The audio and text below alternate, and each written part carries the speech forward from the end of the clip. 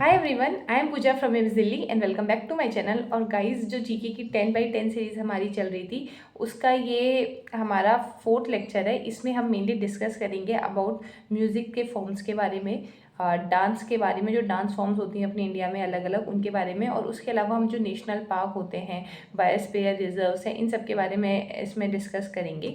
इसमें मैं आपको जो PYQs में आई हुई थ्योरी है वो पढ़ाऊंगी, और उसके अलावा जो एक्स्ट्रा है वो भी पढ़ा दूंगी, ताकि आपको है ना दोबारा इस टॉपिक को कहीं से पढ़ने की ज़रूरत ना पड़े। और हिंदी मीडियम और इंग्लिश मीडियम दोनों ही स्टूडेंट्स के लिए मैं ये लेक्चर लेके आई हूँ। और मैं जो पढ़ाती हूँ वो भी थोड़ा हिंदी में ही पढ़ाती हूँ, ताकि आपको चीज़ें समझ में आ जाए। तो वीडियो को एंड तक देखना। आपके ये 3 टॉपिक इस वीडियो में कवर हो जाएंगे। आई थिंक वीडियो थोड़ा बड़ा हो सकता है, लेकिन आपका जीके का ये वाला पोर्शन कवर हो जाएगा। उसके बाद में ये जो PDF है, इसे आपको टेलीग्राम ग्रुप पे डाल दूंगी, और आप वहाँ से इसको रिवाइज कर सकते हो। और उसके अलावा कुछ क्वेश्चंस भी मैं आपको टेलीग्राम ग्रुप पे डाल दूंगी। तो स्टार्ट करते हैं अपना लेक्चर। सबसे पहले हम डांस फॉर्म्स के बारे में पढ़ेंगे। तो इंडिया में है ना बहुत सारे डांस फॉर्म्स होती हैं। तो 2 टाइप की है मेनली, क्लासिकल डांस होते हैं और फोल्क डांस होते हैं, ठीक है।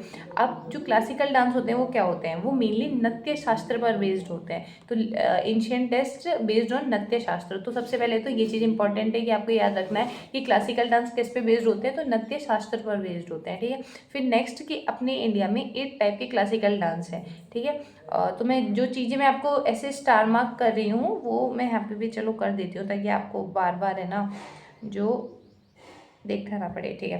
तो एक तो नृत्य शास्त्र पर बेस्ड होते हैं, देखना है 8 टाइप के क्लासिकल डांस होते हैं अपने इंडिया में। फिर उसके बाद में जो सेकंड टाइप के हैं, जो मैंने बोला फोल्क डांस होते हैं। अब फोल्क डांस होता है वो क्या है कि जैसे अपन नॉर्मली किसी की शादी पार्टी होती है, मतलब मैरिजेज होती हैं, फेस्टिवल्स होते हैं, फंक्शंस जो भी होते हैं, उनमें जो अपन करते हैं वो होता है फोल्क डांस, ठीक है। अब ये डिफरेंट होते हैं, हर स्टेट के अलग अलग हो सकते हैं। अब आपको जो मैंने बताया कि 8 टाइप के क्लासिकल डांस है, तो वो आएगा, मतलब जैसे पेपर में आएगा तो ये आएगा कि ये वाला जो डांस है वो कौन से स्टेट का है, ऐसे टाइप के क्वेश्चंस आएंगे, ठीक है। तो आपको याद रखना पड़ेगा ये कि भरतनाट्यम है तो तमिलनाडु का है, कथक है तो यूपी का है, कथकली है तो केरला का है। अब इसको याद कैसे करोगे, देखो जैसे ये मैंने पूरी लिस्ट बना रखी है, ये आपको याद कैसे रहे, ठीक है। सबसे पहले ये देखना, केरला के है ना जो 2 डांस है, एक तो कथकली है और एक मोहिनीअट्टम है। तो एक तो ये याद रखना कि केरला का 2 है। फिर उसके बाद में यूपी का कथक है,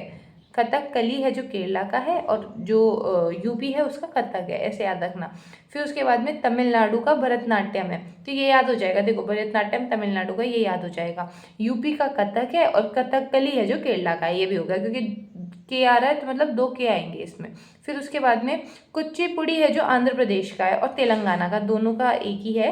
कुचिपुड़ी आंध्र प्रदेश और तेलंगाना का है। उड़ीसा का तो ओडिसी आराम से याद हो जाएगा, मणिपुर का मणिपुरी भी आराम से याद हो जाएगा, और आसाम का क्षत्रिया। तो देखो अब आपको थोड़े थोड़े याद हो गए, फिर थोड़ा सा आइडिया भी एक बार लग गया ना, तो वहाँ पे ऑप्शंस आते हैं, तो आप आराम से कर लोगे, ठीक है।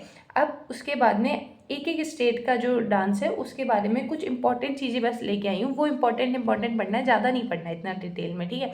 सबसे पहले भरतनाट्यम, पता है कहाँ का है, तमिलनाडु का, ये हमें पता है। ओल्डेस्ट क्लासिकल डांस है और नृत्य शास्त्र पर बेस्ड है, तो वो जो क्लासिकल डांस है वो सारे ही नृत्य शास्त्र पर बेस्ड होते हैं। इसलिए बस आपको ये चीज़ इंपॉर्टेंट लगनी है कि ओल्डेस्ट क्लासिकल डांस है भरतनाट्यम। ये मैंने हाईलाइट जो करा है ना, वो मेनली आपको पढ़ना है, आपको पूरा नहीं पढ़ना है, वो बस मैंने ओवरव्यू देने के लिए लिखा है, पर जो हाईलाइट है उसे पढ़ना है लास्ट टाइम पे। तो ओल्डेस्ट क्लासिकल डांस कौन सा है, भरतनाट्यम है। नेक्स्ट कथक, कथक कहाँ का है, यूपी का है, पता है। ये मेनली कथा पे बेस्ड होता है। अब आपको अगर कथा के बारे में पता होगा तो ऐसा होता है कि कथा कैसे बोलते हैं, स्टोरी कहने को कथा बोलते हैं, मतलब मेनली स्टोरी टेलिंग पर बेस्ड होता है ये जो डांस है वो। और इसमें स्पिन्स और चक्रास होते हैं, इतना याद नहीं रखना, मेनली याद रखना है कथा पे बेस्ड होता है, मतलब कथा यानी स्टोरी टेलिंग है। और one of the major classical dance है नॉर्थ इंडिया का, ये याद रखना बस, नॉर्थ इंडिया का one of the major classical dance कौन सा है, कथक है। नाउ नेक्स्ट आता है कथकली। अब खुद से सोचो कथकली कहाँ का था, केरला का था, केरला का हो गया ये। और ये फेमस कलरफुल मेकअप और ह्यूज कॉस्ट्यूम्स के लिए फेमस है। तो अगर क्वेश्चन आएगा कि कोई ऐसा डांस जिसमें बहुत ज़्यादा मेकअप होता है, इलेबरेट मेकअप होता है, तो कथकली होगा, ठीक है। अब उसके बाद भी नेक्स्ट, और हाँ एक ये चीज़ और याद रखना कि ये डिपिक्ट करता है स्टोरीज फ्रॉम रामायण और महाभारत था, जो कथकली है वो। अब नेक्स्ट आएगा मोहिनीअट्टम। ठीक है। तो ये कहाँ का है, केरला का, ये आपको वहाँ से पता चल जाएगा। और ये मेनली आपको याद रखना है कि ये कहाँ से आया है, ये नेम कहाँ से आया है, ये आया मोहिनी। मोहिनी विष्णु भगवान का जो अवतार था ना, उनका है ये, तो मोहिनी से आया है, तो ये याद रखना बस, ठीक है। और आपको पता ही है केरला के दो हैं, कथकली और मोहिनीअट्टम। अब उसके बाद में कुचिपुड़ी। अब कुचिपुड़ी कहाँ से है, खुद से सोचो। कुचिपुड़ी आंध्र प्रदेश का है, ठीक है। और ये कॉम्बाइंड डांस एंड फॉर्म, अगर आएगा क्वेश्चन में तो ऐसा आएगा कि ऐसा कौन सा डांस है जो डांस और ड्रामा दोनों डिपिक्ट करता है, तो वो है कुचिपुड़ी, ठीक है। ऐसे जो मैंने हाईलाइट करा के इनको जरूर पढ़ लेना, इनको जरूर, बहुत इंपॉर्टेंट है। फिर उसके बाद में ओडिसी कहाँ का है, ओडिशा का है, पता है अपन को। इसका आएगा तो ये आएगा कि इसका जो फेमस पोस्चर है वो क्या है, तो त्रिभंगा है, ये याद रखना बस, कि फेमस जो पोस्चर है ओडिसी में वो त्रिभंगा है, ये हाईलाइटेड है, वही पढ़ना है। फिर मणिपुरी कहाँ का है, मणिपुर का ही हो आता है ये। एसोसिएटेड विद राधा और कृष्णा का डिवोशन से एसोसिएटेड है ये, ठीक है, ये वाला जो डांस है। और फिर उसमें सत्रिया, सत्रिया आसाम का है, ये पता है अपन को। मेनली इसमें जो याद रखना है वो याद रखना है कि यंगेस्ट क्लासिकल डांस है। ओल्डेस्ट कौन सा है, यंगेस्ट कौन सा है, इलेबरेट मेकअप किस में होता है, ऐसी चीज़ें आएंगी, ऐसे और कुछ नहीं आएगा, ऐसे टाइप के क्वेश्चन आएंगे। तो ये यहाँ से याद रखना है कि यंगेस्ट क्लासिकल डांस है सत्रिया है जो। और ऐसे भी याद रख सकते हो, देखो एस शॉर्ट, शॉर्ट होता है मतलब शॉर्ट ड्यूरेशन से चल रहा है, मतलब बहुत नया नया सा है। सत्रिया छोटा है, शॉर्ट है, शॉर्ट ड्यूरेशन से चल रहा है, मतलब 2000 से ही आया है, देखो तो बहुत कम टाइम से चल रहा है ये वाला। अब इसमें है ना, जो ये मैंने आपको सारे क्लासिकल डांस बता दिए, अब आएंगे फोल्क डांस। अब फोल्क डांस मैंने बताया जो कोई भी मैरिजेस होती हैं, कोई फेस्टिवल होता है, जब होता है वो फोल्क डांस होता है। अब ये हर स्टेट का वेरी करता है, जैसे इतना तो आपको पता ही है, जैसे पंजाब का भांगड़ा होता है, ये तो पता है, लेकिन उसके साथ साथ में क्या होता है, गिद्धा। भांगड़ा के साथ साथ में गिद्धा भी होता है, ये याद रखना है बस। जैसे राजस्थान का घूमर है, ये पता है आपको, उसके साथ साथ में कल बीलिया भी होता है, वो याद रखना है। गुजरात का गरबा और डांडिया, ये तो पता ही होता है। आसाम का बिहू। अब जो मैंने ये, वैसे तो मैंने बहुत सारे स्टेट्स के आपको ला रखे हैं, देखो मैंने कितने सारे स्टेट्स के यहाँ पे लिखे हैं, लेकिन जो मैंने हाईलाइट करा के पढ़ना उनको ही है, वो ही PYQs में आए हुए हैं, वो ज़्यादा इंपॉर्टेंट है, ठीक है। हरियाणा का झूमर, याद रखना, हरियाणा का झूमर हो जाएगा। महाराष्ट्र का लावनी भी कर सकते हो, थोड़ा आसान है ये, ठीक है। उसके बाद में ओडिशा का, झारखंड का और वेस्ट बंगाल का, तीनों का सेम है, चाहू चाहू चाहू, ठीक है, याद रखना। उड़ीसा, झारखंड, वेस्ट बंगाल तीनों का सेम है। और भांगड़ा है जो पंजाब का है, घूमर और राजस्थान का हो गया, उसके साथ में ये दोनों जो दूसरे वाले डांस फॉर्म है वो भी याद रखने, आसाम बिहू। और हाँ, महाराष्ट्र भी मैं हाईलाइट कर देती हूँ, महाराष्ट्र का लावनी है, ठीक है। और बिहार का विदेशिया है, ये याद रखना, ठीक है, बिहार का विदेशिया हो गया। अब मैं ना जो वन लाइनर्स भी आपके लेके आई हूँ, तो वन लाइनर खुद से सॉल्व करने की कोशिश करना। ओल्डेस्ट कौन सा था, भरतनाट्यम, और यंगेस्ट कौन सा था, सत्रिया वाला। स्टोरी टेलिंग पे कथक था, कलरफुल मेकअप कथकली था, और क्लासिकल मैंने बता दिया, जो यंगेस्ट क्लासिकल है वो सत्रिया था। त्रिभागा उड़ीसी का वाला है, और फोल्क डांस है जो आसाम का बिहू हो जाएगा। पंजाब का भांगड़ा है, और गुजरात का गरबा, महाराष्ट्र का लावनी हो जाएगा। दो क्लासिकल डांस हैं केरला के, वो कौन कौन से, एक तो कथकली है और मोहिनीअट्टम है, और ये सेम चीज़ मैंने हिंदी में भी आपको दे रखी है। अब ये हो गए सारे डांस फॉर्म, उसी के ऊपर ये MCQ बेस्ड क्वेश्चन है, ये क्वेश्चन आप खुद से एक बार सॉल्व कर लेना, ठीक है। ये मैंने आपको सारे डांस फॉर्म्स पढ़ा दिए, इसके आगे डांस फॉर्म में कुछ नहीं पढ़ना है। अब मैं आपको पढ़ा रही हूँ म्यूजिक्स, और उसके साथ साथ में मैं उसमें अवार्ड्स भी बता दूंगी कि कौन से सिंगर को क्या अवार्ड मिला हुआ है, तो आपका म्यूजिक वाला पोर्शन पूरा कवर हो जाए, ठीक है। अब अपन म्यूजिक पढ़ते हैं। तो जैसे हमने डांस में पढ़ा था कि अलग अलग टाइप के डांस होते हैं, वैसे म्यूजिक भी अलग अलग टाइप के होते हैं, लेकिन उससे ज़्यादा टाइप के होते हैं, ठीक है। जैसे म्यूजिक्स में आता है क्लासिकल म्यूजिक, क्लासिकल म्यूजिक्स में भी दो टाइप के म्यूजिक्स होते हैं, एक हिंदुस्तानी क्लासिकल म्यूजिक होता है और एक कर्नाटक क्लासिकल म्यूजिक होता है। तो जो ये वाला जो म्यूजिक है ये जनरली दक्षिण भारतीय मतलब साउथ साइड वाले हैं, और जो हिंदुस्तानी क्लासिकल म्यूजिक है ये है नॉर्थ इंडिया के लिए, ठीक है। उसके अलावा सेकंड होता है फोल्क म्यूजिक। फोल्क म्यूजिक कौन से होते हैं, जो हर स्टेट का वेरी करता है, अपना खुद का फोल्क म्यूजिक होता है हर स्टेट का। उसके बाद में आते हैं डिवोशनल म्यूजिक। डिवोशनल जो भक्ति सॉन्ग्स होते हैं वो सारे, लाइक भजन हो गया, कीर्तन हो गया, कवाली हो गई, शाबाद हो गई, ये सारे। और होते हैं मॉडर्न म्यूजिक। मॉडर्न म्यूजिक में लाइक फिल्म म्यूजिक होते हैं, पॉप म्यूजिक होता है, फ्यूजन म्यूजिक, इंडिया म्यूजिक, ये सारे हो गए। अब हम जो क्लासिकल म्यूजिक है उसमें दो टाइप के जो म्यूजिक मैंने बताए थे, हिंदुस्तानी म्यूजिक और उसके अलावा कर्नाटक म्यूजिक, तो हिंदुस्तानी म्यूजिक्स में भी मेनली नॉर्थ इंडिया में होते हैं और ये बेस्ड होते हैं राग और ताल पे, ये मैंने आपको पहले से बता रखा है। अब इसमें जो फेमस एक्सपोनेंट्स हैं उनके बारे में पढ़ना है। तो ये तानसेन, भीमसेन जोशी हो गया, पंडित जसरथ हो गया, बिस्मिल्लाह खां हो गए, रविशंकर, ये सारे के सारे है ना जो एक्सपोनेंट्स हैं फेमस, मतलब इनमें से कुछ इंस्ट्रूमेंटलिस्ट हैं, कुछ वोकल वाले सिंगर्स हैं और कुछ है ना जो सिर्फ सिंगर्स हैं। तो ये सारे के सारे ही इसके लिए फेमस थे, ठीक है, हिंदुस्तानी क्लासिकल म्यूजिक्स के लिए। अब आते हैं कर्नाटक म्यूजिक की तरफ, तो ये साउथ इंडिया में होते हैं, ये पता है। और कौन से स्टेट, अब साउथ वाली साइड स्टेट्स होंगे जैसे कि तमिलनाडु हो गया, कर्नाटका हो गया, आंध्र प्रदेश, तेलंगाना और केरला, ये सारे साउथ वाले जो स्टेट्स थे उन पे थे। और इसमें जो फेमस कंपोजर्स हो जाएंगे वो जैसे कि त्यागराज हो जाएगा और श्याम शास्त्री हो जाएगा और मुथुस्वामी दीक्षितर हो जाएगा। तो मतलब ये वाले जो थे कर्नाटक, इसमें स्टेट्स आपको पता होने चाहिए। एक तो साउथ के कौन कौन से स्टेट्स हैं, लाइक साउथ में और भी स्टेट्स आते हैं लेकिन आपको ये वाले स्टेट्स होने चाहिए, तमिलनाडु, कर्नाटका, आंध्र प्रदेश, तेलंगाना और केरला, ठीक है। और उसके अलावा जो ये सिंगर्स हैं, ये सिंगर्स के बारे में पता होना चाहिए, ठीक है।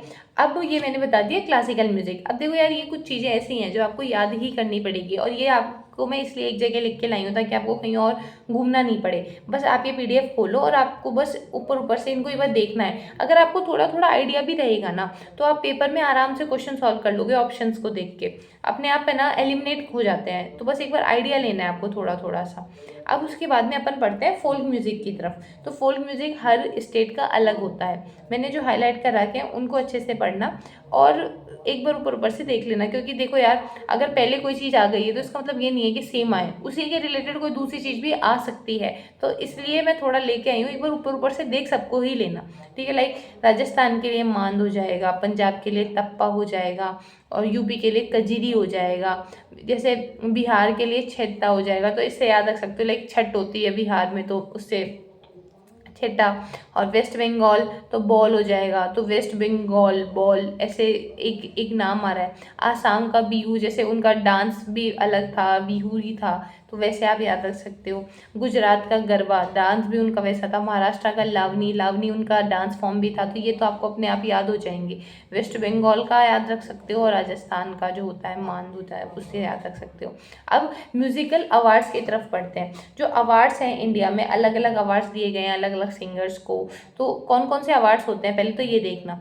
तो नॉर्मली अपने पास में ना एक तो अवार्ड होता है संगीत नाटक अकेडमी अवार्ड। तो ये क्या होता है, मतलब एक प्रेस्टिजियस नेशनल अवार्ड है जो performing art including music, dance और थिएटर्स में जो परफॉर्म करते हैं उनको दिया जाता है और traditional back too early 1950s में चलता था ये संगीत नाटक अकेडमी अवार्ड, ठीक है, पहला अवार्ड है। दूसरा है संगीत नाटक अकेडमी फेलोशिप। अब ये क्या है, highest honour given by the Sangeet Natak academy ही है ना जो फेलोशिप वाला अवार्ड भी दे देती है। उसके अलावा उस्ताद बिस्मिल्लाह युवा पुरस्कार एक ही अवार्ड हो जाएगा और एक पद्म अवार्ड जिसमें आ जाता है पद्मश्री, पद्म विभूषण और पद्म भूषण, ठीक है। तो आपको ये म्यूजिकल अवार्ड्स होते हैं, मतलब ये सारे अवार्ड्स होते हैं। पहले संगीत नाटक अकेडमी अवार्ड हो जाएगा, फिर फेलोशिप हो जाएगा, फिर बिस्मिल्लाह युवा पुरस्कार और एक पद्म अवार्ड हो जाएगा। और उसके अलावा जैसे ऑस्कर होता है, ऑस्कर और ग्रैनी रिलेटेड भी आते हैं क्वेश्चन जो आते हैं। जैसे 2024 में मेरे टाइम पे 9 तारीख को जो पेपर था उसमें ये आया था क्वेश्चन कि Oscar winning award Indian song कौन सा है। तो वो था नातू नातू जो सॉन्ग था वो था, क्योंकि वो उसी साल मिला था ना उनको, इसलिए वो क्वेश्चन आया था। तो जो रिसेंट वाले भी चीज़ें होती है ना वो भी आती है पेपर में। नाटू नाटू को मिला था ऑस्कर उस टाइम पे, ठीक है। और इसके कंपोजर्स कौन थे, लिरिक्स कौन किसने गाई थी, ये तो इतना इम्पोर्टेंट नहीं है, ठीक है। तो फर्स्ट इंडियन म्यूजिशियन जिनको भारत रत्न मिला था वो थी MS सुभालक्ष्मी। अब आपको ये सारे जो अवार्ड्स हैं कौन से जो सिंगर है उनको मिला है, तो ये सारी चीज़ें आपको याद होनी चाहिए, पेपर में आती हैं ये चीज़ें। First popularised sitar world wide, जिसने इंडिया का जो सितार उसको वर्ल्ड वाइड पॉपुलराइज किया था वो रविशंकर थे। First Indian musician to receive Bharat Ratna amongst instrumentalist, तो जो रविशंकर थे वो इंस्ट्रूमेंटलिस्ट थे, इसलिए वो आंसर इसका रविशंकर आया है। उसके अलावा शहनाई, तो शहनाई से रिलेटेड आ आ गया तो मतलब बिस्मिल्लाह खां आएंगे। उसके अलावा फादर ऑफ हिंदुस्तानी म्यूज़िक तो तानसेन हो जाएगा। तो ये जो चीज़ें मैंने हाईलाइट करी है ये तो बहुत इंपॉर्टेंट है, डिट्टो क्वेश्चन उठ के आएगा, तो याद रख लेना इसको एक बार। और फिर उसके बाद में मैंने आपके लिए क्वेश्चंस लेके आई हूँ। चलो एक दो क्वेश्चंस मैं करा देती हूँ। जैसे नातू नातू मैंने बता दिए, सारे PYQs हैं, ठीक है, याद रखना। तो नाटू नाटू मैंने बता दिया है आपको, क्या था नातू नाटू का, ऑस्कर मिला हुआ था उनको। शहनाई आ गया तो मतलब बिस्मिल्लाह खान आ गए। और sitar is associated with, sitar किससे आ जाएगा, रविशंकर से आ जाएगा। और संतूर इज एसोसिएटेड विद, तो ये इसका आंसर हो जाएगा शिव कुमार शर्मा। तो ये सारे जो क्वेश्चंस हैं ये इंपॉर्टेंट क्वेश्चंस हैं, इनको एक बार देख लेना। इसमें मैंने आपको अवार्ड्स के बारे में बता दिया कि अवार्ड्स कितने टाइप के अवार्ड्स होते हैं, कौन से सिंगर को क्या अवार्ड मिला हुआ है। उसके अलावा आपको म्यूजिक फॉर्म्स के बारे में बता दिया, और मैंने पहले में आपको डांस फॉर्म के बारे में बढ़ा दिया था। अब अपन पढ़ेंगे नेशनल पार्क, बायोस्फीयर रिजर्व्स, इन सब के बारे में। अब हम पढ़ेंगे नेशनल पार्क, बायोस्फीयर रिजर्व्स और नेशनल सिंबल्स ऑफ इंडिया। तो अपन ने दो वो चीज़ें कवर कर ली, अब ये वाला पार्ट भी कवर कर लेते हैं जल्दी से। तो इसमें जो नेशनल पार्क है वो फर्स्ट पार्ट है अपना। इसमें अपन पढ़ेंगे कि मतलब नेशनल पार्क कितने हैं पूरी इंडिया में। तो 106 नेशनल पार्क हैं। कौन कौन से हैं, अलग स्टेट में अलग अलग नेशनल पार्क है, पर जो मोस्ट इंपॉर्टेंट है वो 8 हैं, और ये 8 मैं आप लोगों के लिए लेके आई हूँ। देखो, जिम कॉर्बेट नेशनल पार्क कहाँ पे है, उत्तराखंड में है। काजीरंगा नेशनल पार्क कहाँ पे है, आसाम में है। रणथंभौर कहाँ पे है, राजस्थान में है। गिर नेशनल पार्क कहाँ पे है, गुजरात में है। अब देखो यार, इसको आसान करने का, आसान से याद करने का तरीका बस यही है कि आप बार बार है ना 2-3 दिन इसको रिवाइज करो। मुझे ऐसा लगता है कि आपको ये नाम तो बहुत आसान ही लगेंगे। जो मेन हार्ड नाम लगेगा वो एक तो ये लगेगा, जिम कॉर्बेट नेशनल पार्क जो उत्तराखंड में है, ठीक है। उसके अलावा सुंदरबन वाला पता है अपन को कि वेस्ट बंगाल में है, कान्हा वाला मध्य प्रदेश में है। उसके अलावा आपको ये दो नाम भी हार्ड लग सकते हैं, लाइक पय्यर, तो ये हो जाएगा जो केरला में हो जाएगा, और बंदीपुर हो जाएगा जो कर्नाटका में हो जाएगा। तो 2-3 बार रिवाइज करोगे तो हो जाएगा। अब उसके बाद में जो क्वेश्चंस है वो या तो ऐसे आ जाएंगे कि ये वाला नेशनल पार्क कहाँ पे है, तो आप यहाँ से कर सकते हो। उसके अलावा ऐसा भी क्वेश्चन आ सकता है कि फर्स्ट नेशनल पार्क कौन सा है, लार्जेस्ट कौन सा है, स्मॉलेस्ट कौन सा है, तो ये भी आपको देखना है। जैसे फर्स्ट नेशनल पार्क कौन सा हो जाएगा, तो वो हो जाएगा जिम कॉर्बेट नेशनल पार्क। ये 1936 में एस्टैब्लिश्ड हुआ था, और उस टाइम पे जो इसका नाम था वो हेली नेशनल पार्क था, उससे इसका नाम चेंज करके और फिर उसके बाद ये वाला रख दिया था, जिम कॉर्बेट नेशनल पार्क। उसके अलावा जैसे फर्स्ट हॉर्न राइनासोर्स हैं वो कहाँ पे पाए जाते हैं, तो वन हॉर्न जो राइनासोर्स हैं वो काजीरंगा नेशनल पार्क में पाए जाते हैं। एशियाटिक लायन कहाँ पाए जाते हैं, वो पाए जाते हैं गिर नेशनल पार्क में, जो कि ओनली नेचुरल हैबिटेट है वहाँ पे एशियाटिक लायन की, और कहीं भी नहीं पाए जाते वो।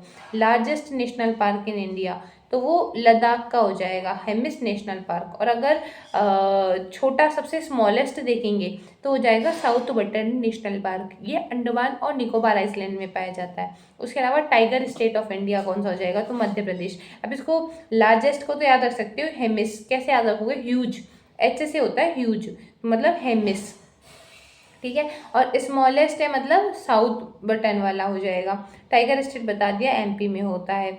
और जो टाइगर कैपिटल है इंडिया की वो हो जाएगी बांधवगढ़ राष्ट्रीय उद्यान, मतलब बांधवगढ़ नेशनल पार्क हो जाएगा, ठीक है, tiger capital of India. Floating national park कौन सा है, तो फ्लोटिंग हो जाएगा केबुल लमजाओ नेशनल पार्क, जो मणिपुर में है। तो ऐसे जो इंपॉर्टेंट चीज़ें हैं उनको आपको देखनी पड़ेगी, पेपर में आ सकता है। उसके अलावा famous for animal based national park, like Asiatic lion कहाँ पे है, गिर में है। वन हॉर्न डायनासोर्स काजीरंगा में है। स्नो लियोपार्ड हिमिस में, जो लद्दाख वाला एरिया है तो वहाँ पे स्नो लियोपार्ड पाए जाएंगे, आपको पता है, तो हेमिस में पाए जाएंगे। और रॉयल बंगाल टाइगर्स सुंदरबन में पाए जाएंगे। और उसके अलावा हैंगफुल डियर कहाँ पाए जाएंगे, तो डच्ची गम में पाए जाएंगे। मतलब ये जो भी इंपॉर्टेंट चीज़ें हैं वो आपको एक बार पढ़ के याद से करनी पड़ेगी। उसके बाद में अब अपन पढ़ेंगे बायोस्फीयर रिजर्व्स की तरफ। नेशनल पार्क मैंने आपको पढ़ा दिए हैं, अब बायोस्फीयर रिजर्व देख लो। तो बायोस्फीयर रिजर्व की मैंने डेफिनेशन लिख रखी है कि कंजर्वेशन के लिए ऑफ द बायोडाइवर्सिटी के लिए बनाए जाते हैं, along with sustainable use of natural resources हो सके। अब अपने इंडिया में 18 बायोस्फीयर रिजर्व्स है, जैसे 106 नेशनल पार्क थे वैसे 18 बायोस्फीयर रिजर्व्स हैं। और इसमें भी है ना जो इम्पोर्टेंट है वो मैं लेके आई हूँ, लाइक नीलगिरी बायोस्फीयर रिजर्व हो जाएगा, तो वो कहाँ पे होगा, केरला में और कर्नाटका के लिए होगा। और अगर नंदा देवी बायोस्फीयर रिजर्व है तो वो उत्तराखंड में होगा। और gulf of Menar biosphere reserve है तो तमिलनाडु के लिए है, और सुंदरबन बायोस्फीयर है तो वेस्ट बंगाल। तो देखो वेस्ट बंगाल का साफ साफ याद रहेगा क्योंकि उनका सुंदरबन अपन ने उसमें भी पढ़ा है, नेशनल पार्क में भी पढ़ा है। उसके अलावा केरला और कर्नाटका का अपन ने नीलगिरी पढ़ा है, और वहाँ पे जो था वो क्या था, यहाँ पे जो था वो पैयर था, एक तो पैयर था और एक बंदीपुर था, केरला और कर्नाटका का, और नीलगिरी इन दोनों का है। तो नेशनल पार्क अलग अलग है लेकिन बायोस्फीयर रिजर्व एक है। उसके अलावा नंदा देवी बायोस्फीयर रिजर्व तो उत्तराखंड का हो जाएगा, तो देवी को मानते हैं उत्तराखंड वाले रीजन में, तो नंदा देवी बायोस्फीयर रिजर्व हो जाएगा। और गल्फ ऑफ मन्नार वो हो जाएगा तमिलनाडु का। ठीक है, एक बार पढ़ोगे तो हो जाएगा। ये जो नीलगिरी है वो 1986 में आया था, फर्स्ट मेराइन बायोस्फीयर रिजर्व है। ठीक है, फर्स्ट मेराइन बायोस्फीयर रिजर्व है। अब देखो क्वेश्चन आ सकता है ये पहला मेराइन बायोस्फीयर रिजर्व कौन सा है, तो वो नीलगिरी है। अब आप कैसे याद रखोगे कि पानी भी नीला नीला होता है तो मतलब नीलगिरी हो गया। उसके अलावा गल्फ ऑफ मन्नार तो लार्जेस्ट बायोस्फीयर रिजर्व हो जाएगा। और Kutch, great rain of Kutch, तो ये चीज़ें देख लेना एक बार। ठीक है, अब जो थर्ड चीज़ की तरफ आते हैं वो है नेशनल सिंबल्स ऑफ इंडिया। अपन ने दो चीज़ें पढ़ ली है, पार्क के बारे में पढ़ लिया, रिजर्व्स के बारे में पढ़ लिया। अब सिंबल्स देख लेते हैं। तो सबसे पहले तो नेशनल एनिमल जैसे बंगाल टाइगर हो जाएगा। साइंटिफिक नेम क्या है उसका, पैंथेरा टिग्रिस टिग्रिस, और tiger become a national animal ये 1973 में हुआ था। नेशनल बर्ड पिकॉक है। पावो इसका साइंटिफिक नेम हो जाएगा, और declared as a national bird in 1963 में। ये 1973 मतलब 10 साल पहले है ना जो नेशनल बर्ड घोषित कर दिया गया था। नेशनल फ्लावर कौन सा हो जाएगा, लोटस हो जाएगा। इसका नाम क्या है, नीलम्बो नुसिफेरा है। ये नेशनल ट्री नीचे आएगा वो बनियान हो जाएगा। नेशनल फ्रूट कौन सा हो जाएगा, मैंगो हो जाएगा। इसका मेंजिफेरा इंडिका हो जाएगा नाम। नेशनल रिवर कौन सी है, तो गंगा है, ये पता है। डिक्लेयर्ड नेशनल रिवर इन 2008 में डिक्लेयर्ड हुई थी। अब एक बार सिंबल्स के बारे में देख लेते हैं। तो सबसे पहले नेशनल फ्लैग कौन सा हो जाएगा, तिरंगा। अपन सबको पता है, इतना तो पता ही है मतलब सबको। नेशनल एंथम जनगण मन हो जाएगा। नेशनल सॉन्ग वंदे मातरम हो जाएगा। नेशनल एम्बलम ये लायन कैपिटल ऑफ अशोका हो जाएगा। नेशनल कैलेंडर शाखा कैलेंडर। करेंसी क्या है अपनी इंडिया की, रुपये में है अपनी जो करेंसी है वो। और नेशनल गेम कौन सा हो जाएगा, तो हो जाएगा हॉकी। नेशनल स्पोर्ट है ये अपने, मतलब क्रिकेट मत करके आ जाना, क्रिकेट के सब फैन है, लेकिन हम ना हॉकी है ना जो नेशनल स्पोर्ट है। उसके अलावा कुछ क्वेश्चंस है, ये मैं आपको पीडीएफ दे दूंगी। फर्स्ट नेशनल पार्क कौन सा था, तो मैंने बताया जिम कॉर्बेट है। वो किस नाम से था वो भी याद रखना, और फिर बाद में नाम चेंज हो गया था तो क्या पता, अभी तो यहाँ पे मैंने नया नाम दे रखा है, पर उस टाइम पे क्वेश्चन में पुराना नाम आ जाए जो उनका पहले वाला जो नाम था, तो फिर आपको वो वाला टिक करना होगा। ठीक है, वन हॉर्न डायनासोर तो आपको पता है कजीरंगा में पाए गए थे। तो ये सारे कुछ क्वेश्चंस हैं जो PYQ रिलेटेड है। तो अब देखो ये मैंने आपको 3 चीज़ें आज करवा दी हैं। आपको मैंने डांस फॉर्म्स के बारे में बता दिया, म्यूज़िक फॉर्म्स के बारे में, अवार्ड्स के बारे में, नेशनल पार्क बायोस्फीयर रिजर्व्स के बारे में पढ़ा दिया, और जो ये नेशनल सिंबल्स होते हैं इनके बारे में पढ़ा दिया। अब आपका जीके का मैक्सिमम पोर्शन कवर करवा दिया है मैंने। उससे पहले वाले लेक्चर में मैंने आपको रिवर सिस्टम के बारे में और रिवर्स ओशियंस इन सब के बारे में पढ़ा दिया था। उसके पहले वाले लेक्चर में मैंने जो सेकेंड लेक्चर लिया था उसमें मैंने आपको उनके बारे में इंडिया के इंट्रोडक्शन वाला पोर्शन पढ़ा दिया था। और फर्स्ट लेक्चर में मैंने आपको PYQs कराए थे, और कुछ PYQs मैंने उसमें करवाए थे। उसके अलावा हर लेक्चर में मैं आपको PYQs हाईलाइट करके और क्वेश्चंस के फॉर्म में ला रही हूँ। तो अब आपकी क्या रह गई है, रीजनिंग वाला पोर्शन रह गया है आपका, और फर्स्ट इन इंडिया वाला रह गया है, लार्जेस्ट स्मॉलेस्ट रह गया है। तो जो फर्स्ट इन इंडिया वाले जो हैं, लाइक फर्स्ट PM कौन थे, फर्स्ट प्रेसिडेंट कौन थे, फर्स्ट कैबिनेट मिनिस्टर कौन थे, फर्स्ट गवर्नर कौन थे, तो ये वाला जो पोर्शन है इसका मैं PDF दे दूंगी आपको, वहाँ से आप कर सकते हो। क्योंकि इसको बताने से भी कुछ नहीं होगा, क्योंकि जो चीज़ है वो है, आपको बस याद ही रखनी है, समझाने वाली कोई चीज़ नहीं है इसमें। तो मैं इसका PDF आपको दे दूंगी, तो आप वहाँ से एक बार उस PDF को पढ़ लेना। अब आपका मेनली जो पोर्शन रह गया है, रीजनिंग का पोर्शन रह गया है GK में, और ये लेक्चर आज दे रही हूँ मैं, तो मतलब एक दिन छोड़ के एक दिन लेक्चर आता है ना, तो अब आपका एक दिन छोड़ के लेक्चर आएगा, उसमें मैं आपको रीजनिंग वाला पूरा पोर्शन करवा दूंगी। और जो रीजनिंग के क्वेश्चंस है वो भी मैं कुछ लेक्चर में ही करवा दूंगी, उसके अलावा आपको PDF भी दे दूंगी, तो आप वहाँ से कर लेना। फिर उसके बाद में आपका GK मैक्सिमम पोर्शन कवर हो जाएगा। GK में इतना ही पढ़ना है, उसके अलावा आप फिर 90 मार्क्स पे फोकस करना। जो आपके PCB से जो मार्क्स आएंगे वही आपका सिलेक्शन कराएंगे। बस जो 10 मार्क्स है ना, ये आपकी रैंक डिसाइड करा सकते हैं, लेकिन सिलेक्शन जो कराएंगे वो 90 मार्क्स होंगे, तो आप उन पर ज़्यादा फोकस करना। और ऑल द बेस्ट। लेक्चर कैसा लगा मुझे बताना कमेंट सेक्शन में, and keep working hard. Bye bye.